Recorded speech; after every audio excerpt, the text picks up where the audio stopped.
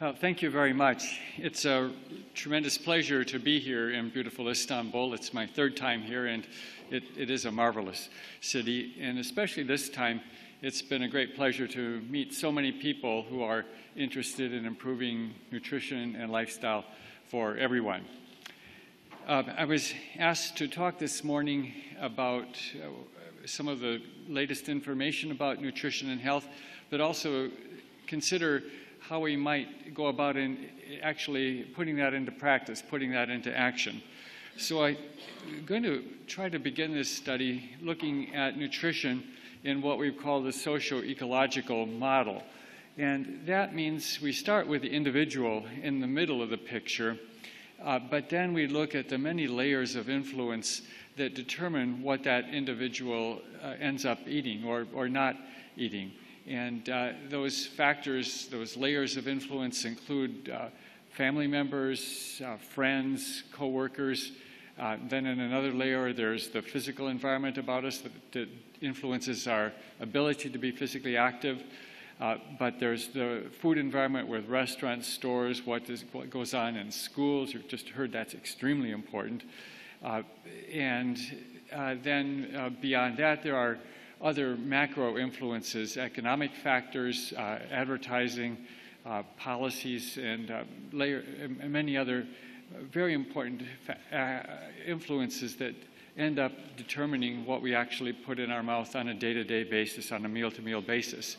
But I'm going to start back in the middle, there at the individual level, really looking at the effect of different dietary choices on our health and well-being in the long run, because that is really critically important. If we don't have the right information about the consequences of what we eat, we can enact policies, take actions that send people down a path that may be counterproductive or distracting. And we've been down too many of those paths already. So having the best possible information about the relation between diet and health is fundamentally important.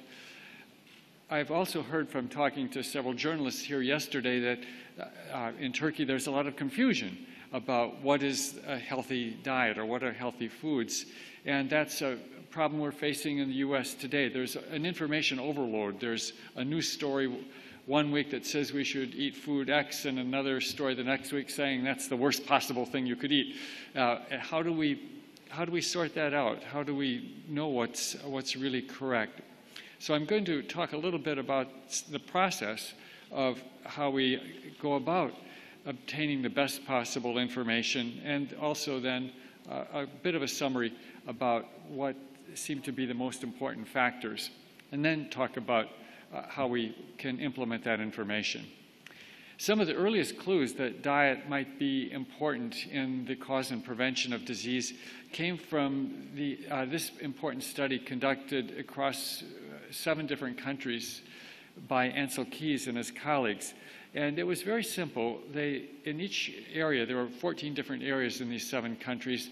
About 1,000 men were identified, their diets were measured, and then they were followed for a 10-year period, tracking the incidence of coronary heart disease or heart attacks, #1 cause of death in almost every country in the world now. And the most important finding from this study was the first clear documentation that there were huge differences in rates of coronary heart disease across different countries. About a 20-fold difference in rates from Northern Europe, especially East Finland at that time had the highest rates, down to Crete and some Japanese villages there in the lower left-hand corner. In general, the countries with the lowest rates were the Mediterranean countries that were studied there, and those are along with Crete with very low rates of heart disease. And then Northern Europe and the United States, the rates were far higher. So the obvious question is, why are these important differences existing? There were some clues from the 7-country study. For example, there was a very strong correlation with saturated fat in the diet and rates of heart disease. But there were, of course, many other things that differed between life in Crete and life in Finland, different levels of activity, smoking, other aspects of diet. So we couldn't really be conclusive that saturated fat was the responsible factor. There were many other what we call confounding variables that might explain these differences. Other epidemiologists were looking at rates of cancer around the world, and this is breast cancer risk. And again, there were huge differences in rates. In the lower left-hand corner are developing countries and traditional Asian societies, and then the Western affluent countries up in the right-hand corner there. Again, these huge differences begged an explanation. Why are there such dramatic differences in rates? And here again, there were some correlations with dietary factors. Animal fat or total fat in the diet was strongly related to breast cancer risk. But again, many other potential confounding factors or other potential explanations. Differences in physical activity, reproductive factors, obesity, other aspects of diet. None of these were controlled in this kind of comparison. But still, it was very powerful motivation to understand why these rates were so different. One reason could be genetic factors, but we saw that people who moved from low-risk countries like Japan to the United States, after those populations were in the United States for some years, they developed breast cancer rates that were just as high or maybe even a little bit higher than the European Americans living in the United States. So genetic factors were not the explanation for these huge differences in rates of breast cancer or heart disease or other cancers as well. So if we could find out what the responsible factors are, the obvious goal was to apply those factors, or whether it be a change in diet, to everyone, so we could all have low rates of heart disease or low rates of cancer. So these studies were a great stimulus to further work. Even though these studies shouldn't be regarded as conclusive, they were so compelling to some people that they became the basis of dietary recommendations. And so it's important to remember that initial dietary recommendations were based on very weak data that really, again, should not be conclusive. And this was the food guide pyramid used in the United States, published in 1992. Interestingly enough, this was used around the world. I was in Iran just a couple of years ago, and they were using exactly the same pyramid, but of course in Farsi. And many other countries have adopted similar recommendations. The main message was that all types of fat are bad. Right up at the top it says, fats and oils used sparingly. And that the Mediterranean countries were criticized heavily because they were consuming all this olive oil, which was thought to be bad for people. And at the bottom, because if we don't eat fat, we have to eat something, and that meant we had to eat a lot of carbohydrates. So large amounts of bread and crackers and breakfast cereals were recommended. We were told we could have up to 11 servings a day of these carbohydrates. And if that wasn't enough carbohydrate, they put potatoes there in the vegetable group. So you could have 13 servings of carbohydrate a day, and that was actually recommended. There were some other things that were actually a little bit questionable with this pyramid too, because they created what was called a meat group, which had red meat and fish and poultry and nuts and legumes all together as though it made no difference. And even by that time, we were having some strong suggestions that it made a big difference which of those we were choosing. And then, of course, there's the dairy group. You may hear, I grew up in the Midwest of the United States, where dairy production is a major way of living, and we were told we should have 4 servings of dairy per day. We were told 2 or 3, or more recently 3 servings a day from the US guidelines. But when we look around the world, it's interesting that many parts of the world do not consume dairy products at all. There are big parts of Asia, for example, parts of Africa and Latin America, do not simply have dairy production. And yet they seem to have very healthy bones. So there were lots of questions about the food guide pyramid. One example of an important question that arose during that time was about trans fat. And this had actually worried me for quite a while. And I'll use this as an example of how we can learn about the health effects of different dietary factors. These are 60-pound blocks, about 25-kilogram blocks of partially hydrogenated soybean oil. This was used very widely in the fast food industry for deep frying, and this was also used as the basis for margarine and butter, and vegetable shortening until quite recently.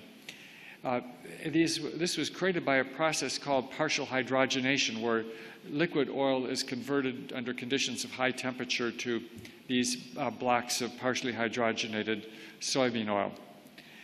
There was a clue from one kind of study. This is called a controlled feeding study done by our colleagues in the Netherlands. In this kind of study, we take a small number of people, maybe 40 or 50 people, and it's called a controlled feeding study. We put them on different diets. We actually give them the food under very controlled conditions for a few weeks, and then we watch the changes in serum cholesterol or blood glucose or other biological indicators that change quickly. And we look at the effect of these different dietary factors that way. And in this study, trans fat was compared to saturated fat. We saw that if we look at total cholesterol, saturated fat increased total cholesterol more rapidly and to a greater degree than trans fat. But I think most people here know that total cholesterol actually isn't a very useful measurement, because we really need to break it down at least into LDL cholesterol, the bad cholesterol, and there were pretty equal effects of trans fat on LDL. But we also look at HDL cholesterol, the good cholesterol, and unlike any other type of fat, trans fat reduced HDL cholesterol. So the best prediction of heart disease is the ratio of LDL to HDL cholesterol, and there trans fat has almost twice the adverse effect gram for gram as does saturated fat. So on this basis, you'd expect trans fat to be considerably worse than saturated fat. And there were some other control feeding studies that also found additional adverse short-term effects of trans fat on these biochemical indicators. Other investigators were doing controlled feeding studies looking at other types of fat in the diet. And again, this is from our colleagues in the Netherlands, did this controlled feeding study. It was about 50 young, healthy people who started off on a typical Western diet, and then they took 10% of calories from saturated fat and replaced it either with olive oil, which made it more like a Mediterranean diet, or with complex carbohydrates, which made it more like the lower fat, higher carbohydrate diet that was being recommended by American Heart Association, World Health Organization at that time. And what they saw was that total cholesterol came down on both types of diets. But if you looked at HDL cholesterol, this high carbohydrate depressed HDL cholesterol and elevated triglycerides. And we know from other long-term follow-up studies that low HDL and high triglycerides predict more heart disease, not less heart disease. So this was worrisome because it suggested, if all else is equal, this dietary recommendation to reduce fat and consume more carbohydrates might have adverse effects on heart disease risk. And this study was repeated again and again, and very consistently, this was the result. But of course, there are many other things that change when we make a dietary shift, and we can't reliably predict the clinical outcome, in other words, heart disease, just on the basis of one biochemical test or a few biochemical tests. The physiologic effects of diet change are much more complicated than that. So we also, in addition to these controlled feeding studies, really want to study the relation to diet with the outcome of real interest, heart attacks or cancer or mortality. And for that, we need long-term studies. Now, one problem is that the theoretical ideal study is usually impossible to conduct in human beings. Ideally, if we wanted to study the effect of trans fat on heart disease, we'd take infants at birth and randomize them to a high trans fat diet or a low trans fat diet and keep them on those diets for the rest of their life. And of course, that's impossible to do, ethically not possible to do, and we just simply can't do that kind of study. We can do it in animals, but we can't do that study in human beings. So the next best study beyond a randomized trial will usually be long-term observational follow-up studies. The Framingham heart study was the original long-term cohort study like this, but it was, in fact, by today's standards, rather small. So our group has set up these large cohort studies. And I realized back in the 1970s, when I was looking at the literature on diet and heart disease, that while people were being told to avoid eggs or eat this and not eat that, when I looked for the supporting evidence, there was almost no evidence available. People were being told adamantly, avoid eggs, and there was not a single study that showed that eating more eggs was associated with higher risk of heart disease. And that seemed to be a great deficiency. It was apparent to me that we really needed to have long-term studies to see if people who ate more eggs had higher rates of heart disease or whether it made no difference. So that was basically the motivation for setting up these long-term follow-up studies, so that we could have some empirical evidence to give people guidance and to serve as a basis of food-related policies. So the first study was the Nurses' Health Study that began in 1976. My colleague Frank Spicer actually launched this study to look at oral contraceptives and breast cancer risk, which was an important topic at that time. But in this study, there were 121,000 women across the United States, all of them registered nurses who we thought could provide very good data. And I realized we could look at diet in this population as well. So we worked on developing standardized and validated dietary questionnaires, and we first administered those in 1980. We collected dietary data from about 100,000 women at that time. And so we've been following them over time. It's almost 40 years now, and the success of the study really is due to the participants. About 90% are still participating after 40 years of follow-up. So that's providing a wealth of unique data. And of course, diet is changing over time. So every 4 years, we update information on diet, and we're also keeping track of other factors like physical activity and smoking and family history of heart attacks and medications, everything else that we think might relate to health outcomes. So when we want to look at fat intake or trans fat intake and heart disease risk, we can adjust statistically for these other variables like smoking and physical activity. And we're looking at almost every outcome you can think of. It's not just heart disease, it's breast cancer, other kinds of cancers, Parkinson's disease, and now cognitive function and Alzheimer's disease as people are getting older. The Nurses' Health Study was only women, so we added 52,000 men to Health Professionals Follow-Up Study in 1986. And then we also added Nurses' Health Study 2, which was a younger group of women, because many indicators were suggesting that diet earlier in life was important in breast and possibly other cancers as well. At the bottom, I've listed some of my co-investigators, and I'll mention some of them as we go along, but I do want to point out that this is really the work of many people.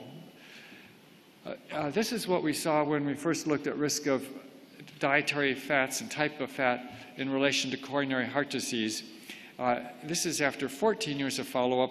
About 1,000 women had died of a heart attack or been hospitalized for a heart attack by that time, and we've documented that all with medical records. And here we're looking at increasing intakes of different types of fat in relation to risk of heart disease, comparing each type of fat with the same percentage of calories from carbohydrate intake. And here and everything else I'll show you, we've adjusted for smoking and other risk factors for heart disease or cancer. Not surprising from what I've shown you already, by far the most adverse type of fat was trans fat in the diet. We saw about an 80% increase in risk with just 2% of energy from trans fat. Saturated fat was only very weakly related to risk of heart disease if you compared it with the same number of calories from carbohydrate. But monounsaturated fat, and even more so polyunsaturated fat, were related to lower risk of heart disease. So we had good fats and bad fats, and when you put them all together as total fat was really not related to heart disease. But the type of fat was very important. So obviously from this, and this has been confirmed by other studies, you'd really like to get all the trans fat out of the diet as much as possible and replace some of the saturated fat with a combination of monounsaturated fat and polyunsaturated fat. In practical terms, that trade-off with saturated fat means reducing fat from red meat and from dairy fats, and consuming more fat in the form of vegetable oils like olive oil or soybean oil or sunflower oil. Now, there are a few examples where randomized trials looking at fat and heart disease or cancer have been successfully conducted. And in all of the other large trials, there was really a failure to keep people on distinct diets over a number of years. And so it was really, despite a lot of effort and expense, those other trials really weren't able to answer the question that was raised. But more recently, this was a study, the PREDIMED study conducted in Spain, which actually did manage to keep people on different diets. And in this study, there were three groups: a control diet, which was meant to be a low-fat diet, a Mediterranean diet where people were given added nuts, and a Mediterranean diet where they were given extra virgin olive oil. And interestingly, over a 5-year period, both of the forms of Mediterranean diet reduced heart disease rates compared to the control diet, which was meant to be a low-fat diet. I say meant to be a low-fat diet because people really didn't reduce their fat intake very much, and it was more like their usual diet. And that's very consistent with the data that we've seen in our study, where healthy fats actually reduce risk of heart disease. We've also been looking at the sources of protein in relation to risk of heart disease in some of our recent analysis. And there it does seem that the source of the protein is very important. And basically, red meat is related to higher risk of heart disease. But if we replace red meat with poultry, fish, or nuts or beans, we see lower risks of heart disease. So, for example, replacing red meat with nuts is related to about a 30% lower risk of heart attacks. So this does seem to be the source of protein is very important. So to summarize this little part of my talk, coronary heart disease rates can be dramatically reduced by nutritional means, but this will not be achieved by replacing saturated fat with carbohydrate, which had been the main recommendations until recently. We should abandon recommendations regarding percentage of energy from fat and avoid pejorative references to fat or fatty food. Fat per se is not bad for us. Advice about dietary fat should focus on replacing saturated and trans fat with vegetable oils, including sources of omega-3 fatty acids, which we can get from fish and some forms of vegetable oil. We've also been looking at cancer in this large population of women, and particularly breast cancer, because of the slide I showed at the beginning. And we've really not seen any reduction in risk of, we've not seen any increase in risk of breast cancer with higher fat intake in the diet. This is now, the slide is based on 14 years of follow-up. About 3,000 cases of breast cancer had occurred at that time. And there's just, as you can see, no increase over a wide range of fat intake, no increase in breast cancer risk. And this has been confirmed in many other studies that have been conducted in populations around the world. But interestingly, for breast cancer, what we're finding is that diet during high school or adolescent years is much more related to risk of breast cancer later in life than is diet during midlife. Diet during midlife really doesn't seem to be related in any important way to breast cancer risk, except for alcohol consumption. But when we look at diet during the adolescent period, we here, for example, see a lower risk with higher fiber intake in the diet, and also we see higher risk with more red meat in the diet consumed during high school, although during midlife and later life we don't see a relationship between red meat. So I think this goes back to emphasize some of the work that's being done by the foundation here, that school children are very important in terms of setting them in a good position for being healthy for the rest of their life. It's not just that they're learning about good nutrition, but actually what they're eating at that point in time is very important. Now, everyone is aware that obesity is a global epidemic, and it's an issue here in Turkey as it has been in the United States as well. For example, this is just looking back from the 1960s. We've seen that the prevalence of obesity is about threefold higher now compared to that period in time. And in children, the rates are increased even more, 3 to 4-fold. And that, of course, makes the point that the current rates of obesity in the U.S. are not inevitable, that something happened, something changed. Also, if we look around the world, we see that the rates of obesity vary tremendously. For example, Japanese women still have only about 5% prevalence of obesity, where it's almost 40% in the United States. And Sweden is still only around 6 or 7% for women. But U.S. is, again, much, much higher. And those are affluent countries. It's not because they're poor countries and people don't have enough to eat. And there are places around the world where obesity prevalence is even higher than the United States, and that includes some of the South Pacific Islands and Gulf state countries nearby Turkey. There's a large literature that's developed in the last several years about the effect of diet and dietary fat on obesity, because there had been this belief that fat in the diet, the percentage of fat in the diet, was related or increased obesity. But it actually that's not turned out to be true. If we look at the overall data, and this is probably one of the best studies published in the New England Journal of Medicine. This is a study conducted in a work site where people were educated about a healthy diet, but they were also, at least for one meal a day, provided different diets. And there were 3 different diets: a lower fat diet, 30% of calories from fat; higher fat diet, 39% of calories from fat; and a Mediterranean diet, which in that case was about 33% of calories from fat. And what we see in short-term studies lasting 6 months or so, people lose weight on all types of diets, but that's, of course, 6 months is not what really counts. It's what goes on in the longer run. And in this case, and in most other studies, people tended to regain more body weight on the lower fat diet, but they kept it off on the Mediterranean diet. And so after 2 years, there was definitely better weight control on the higher fat diet and Mediterranean diets. But what was really interesting was the study stopped after 2 years, but then 4 years later, the investigators went back and collected new data, and without any intervention, over 4 years, people on the Mediterranean diet had maintained their weight loss. That was a way of eating that they had really internalized and found satisfying and could stay with it over the long run, whereas the low-fat diet had basically regained all of their weight. So there was a major difference. And that, of course, is what we really want to do, is have people find a way of eating that they can stay with in the long run.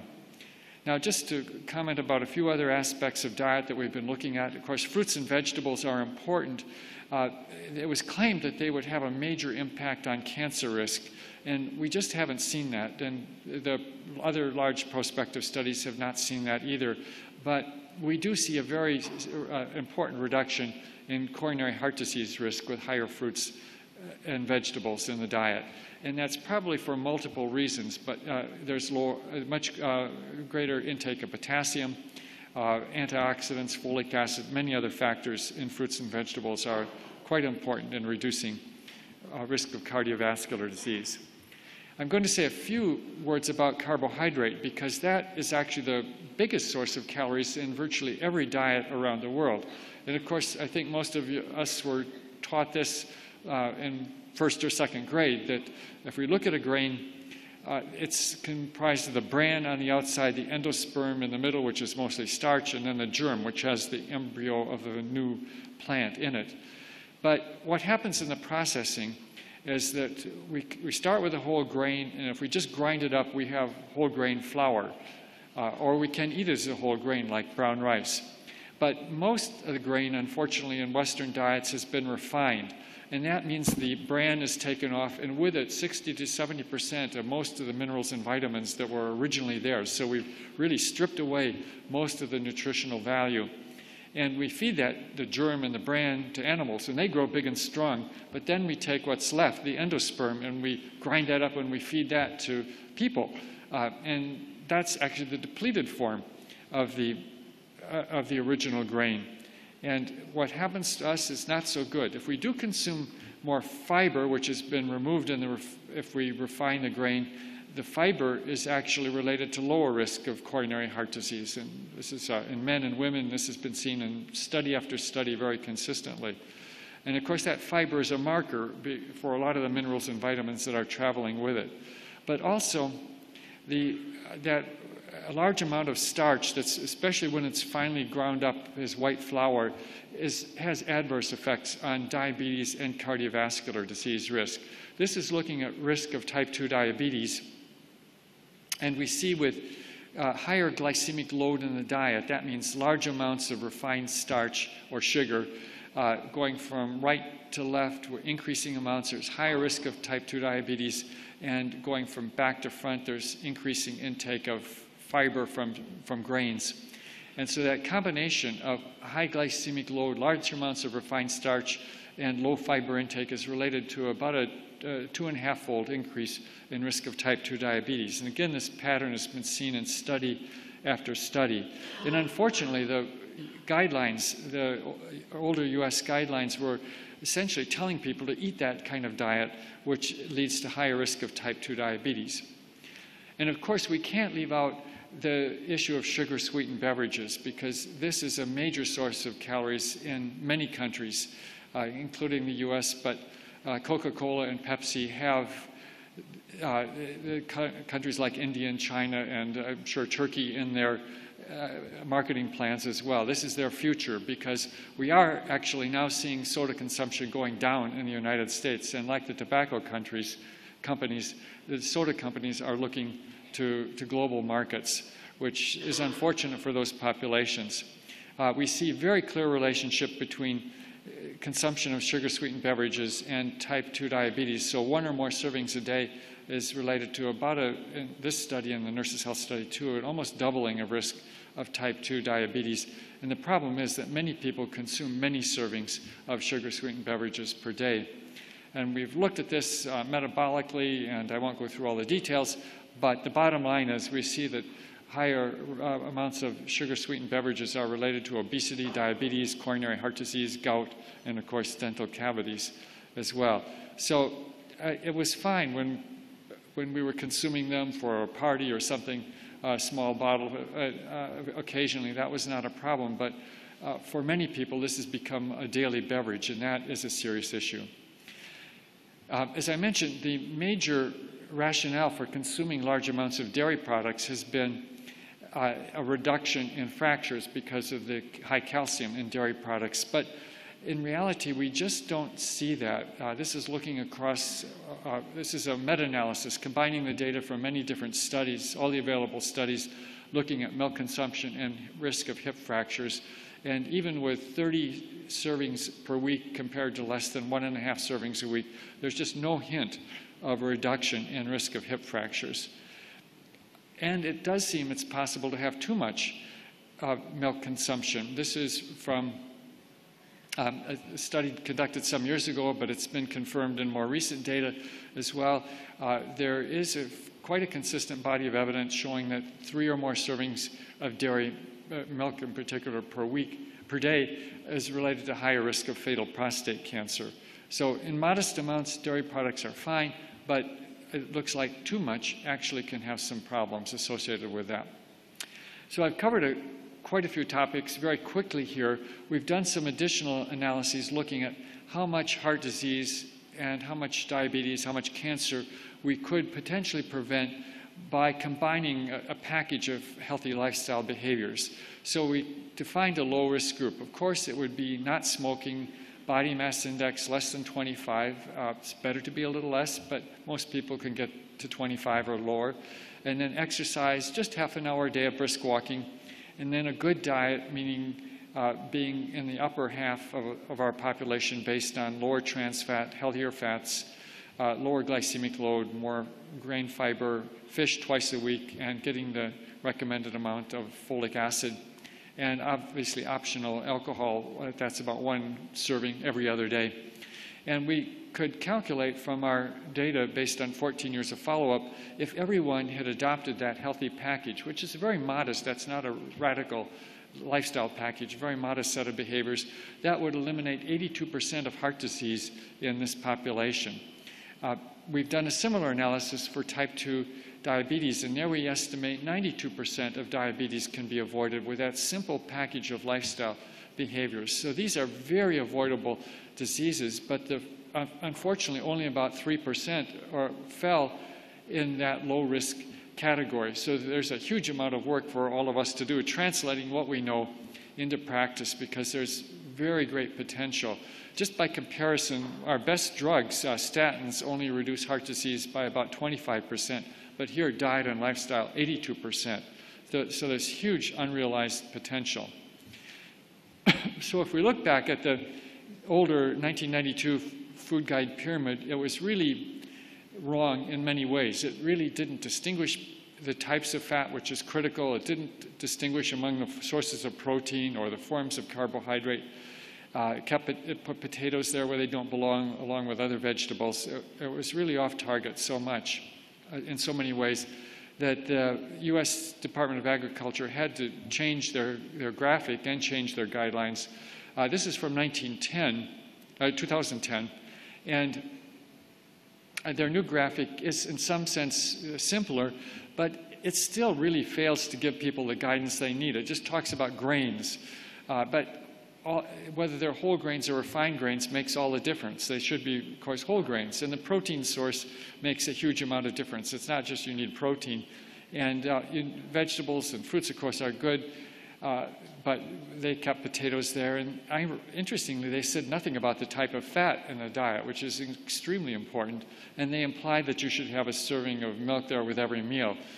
So our department at Harvard has come out with an alternative plate. It has a little bit more detailed information, but I think it's the detailed information that people need to have. Again, it's whole grains make all the difference. It's healthy sources of protein, and red meat just occasionally. Fruits and vegetables, but we took, again, potatoes out of the vegetables. We put healthy oils there, and water is the major beverage. Interestingly, this very much represents a traditional Mediterranean diet. So I think people from Greece and Turkey and Italy and Spain should feel very comfortable with this, because, in fact, when we put all the science together, we end up with what people were eating in this part of the world 60 years ago. Now, I'll say just a few words. How do we convert this information to policy?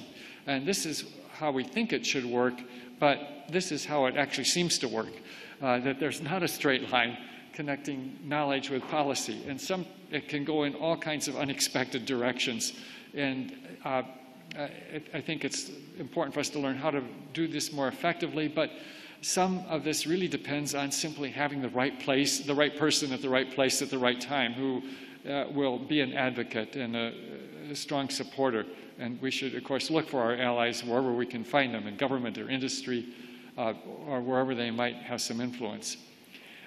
Just as a quick outline, there are many levels of policy that can be used for promoting healthier nutrition. Education and awareness is, of course, essential and crucial as a foundation. Labeling, more information, economic strategies, combination of taxes, subsidies are widely used in public health. Promoting and limiting availability, and, for example, national food programs. Fortification sometimes, vitamin D in milk, iodine and salt, and folic acid in grains have all been very effective and important for public health policy actions. And then occasionally banning, and we have banned trans fat in restaurants and in other places. I'll come back to that. We do have lots of other experiences. Obesity is a huge challenge, and it's not going to be solved by the health sector alone. We need supportive policies and actions in every sector. But we have a lot of other experience from other challenging areas: smoking, not wearing seatbelts, drunk driving, poor immunization rates, and it is possible to make great improvements based on our past experiences. And the World Health Organization has put together some of the features of successful public health policies, and I think they apply to the obesity epidemic as well. And that includes adequate duration and persistence. These are problems that will take decades to solve. Slow and staged approach, legislative action, education, advocacy, and shared responsibility by consumers, communities, the food industry, and governments. And so just to show very briefly this is a picture of the smoking epidemic in the United States.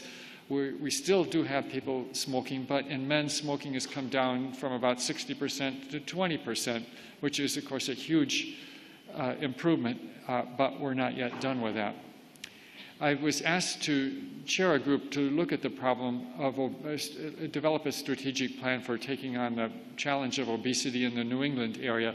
And we came up with a simple set of 8 sectors where we need to do work. And I still find this a very helpful sort of checklist of where we need to be acting, where we need to be doing something. Schools, we've talked about that. Healthcare providers, we've done not very well in that area. Work sites, employers are really starting to realize healthy employees are good for business, and a lot of action is happening there. Media, physical environment for promotion of physical activity, of course, food environment, monitoring and evaluation, and then economic analysis. So this I find is a very useful way of looking at where we need to be acting. And this is, I'll not spend too much time here, but just to point out the fact that as an individual, there's many different places where we can be doing something about this problem, whether it be at the individual level in our community, at our state or provincial level, at the national level, or at the global level. This is going back to the example of trans fat. With a lot of activity and lobbying, we did get the FDA to put trans fat on the food label. You'll see that down about the 3rd line on the food label. Interestingly enough, once it was on the label, almost all the manufacturers removed it. So this had a really big impact. It wasn't just education, but it was strong motivation to change the manufacturing process. And we've seen a dramatic reduction in trans fat in foods in the marketplace. This didn't cover restaurants, but New York City and in Boston and other parts of the country banned trans fats from restaurants, and that had another big impact in reducing trans fat consumption. And I'm told by the leaders at the Food and Drug Administration that there will be, in effect, a national trans fat ban across all sources in the United States starting in July. That's what they promised. This is their announcement, and they say they're going to enforce this or enact this starting in July.